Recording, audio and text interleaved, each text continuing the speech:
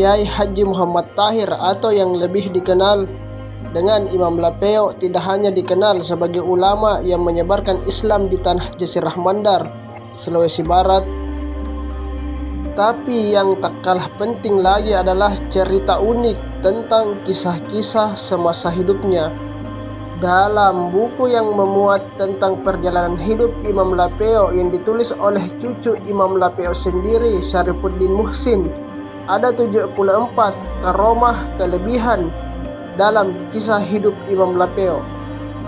Sebagian di antaranya menyelamatkan orang yang tenggelam, melerai perkelahian di Prabaya, menghentikan penyiksaan Kenil, jadi perlindungan Arajang Balan Nipa, bicara dengan orang mati, menangkap ikan di laut tanpa kail, memendekkan kayu, menghardik jenazah, mengatasi padoti-doti atau guna-guna, berjumat pada 3 tempat pada waktu bersamaan, menebang kayu dengan tangisan bayi, naik becak ke Mamuju, membatalkan tunangan dengan anggota Muhammadiyah, tidak suka bunyi-bunyian atau musik. Peran Imam Lapeo tidak terlepas dengan karamah kesufian yang ada pada dirinya, misalnya tangannya kebal terhadap api. Diceritakan selama belajar di hadapan Sayyid Alwi Al-Maliki, Imam Lapeo juga bertindak sebagai penuntun unta terhadap gurunya dalam berbagai perjalanan. Saat sang guru Sayyid Alwi Al-Maliki bersama muridnya Imam Lapeo melakukan perjalanan antara Mekkah dan Madinah karena keamanan di jalan kurang terjamin, mereka singgah istirahat dan berkemah di jalan. Ketika itu sang guru mengetahui Imam Lapeo menghisap rokok. Sang guru langsung mengambil rokok tersebut dari tangannya dan rokok yang terbakar itu ditekankan ke telapak tangan muridnya. Dalam keadaan demikian, Imam Lapeo tidak merintih dan tidak merasakan kesakitan, malah hal itu dibiarkannya sampai semuanya selesai. Sementara pengalaman pertama Imam Lapeo ketika baru saja berada di Mandar adalah penduduk setempat mencoba mengujinya melakukan semacam permainan berbahaya.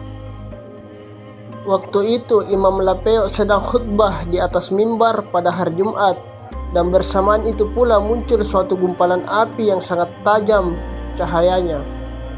Gumpalan api yang pada mulanya laksana sebutir telur yang sinarnya sangat tajam itu tiba-tiba menjadi besar dan bergerak dari depan dengan kencangnya menuju ke hadapan Imam Lapeo.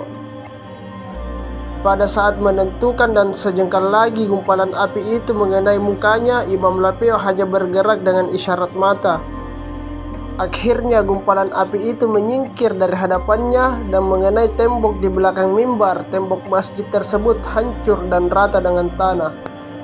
Selain itu, sepeninggal beliau hingga saat ini kuburannya banyak didatangi orang. Ada suatu keadaan dalam kewalian dan kesufian yang menyatakan seorang waliullah apabila nampak karomah pada waktu hidupnya pada dirinya. Seorang sufi apabila dikunjungi orang pada waktu hidupnya, maka dikunjungi pula banyak orang sesudah matinya atau makamnya.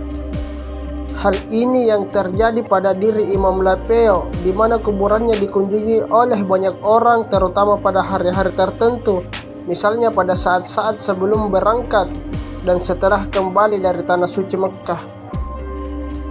Walaupun kiprah dan perjuangan Imam Lapeo sering direduksi, dibumbuhi dengan hal-hal yang berbau supranatural, seperti cerita tentang kemampuannya berada di 2 tempat sekaligus, menaklukkan para tukang doti, namun intelektual sekelas M.H. Ainun Najib meyakini kisah-kisah Imam Lapeo.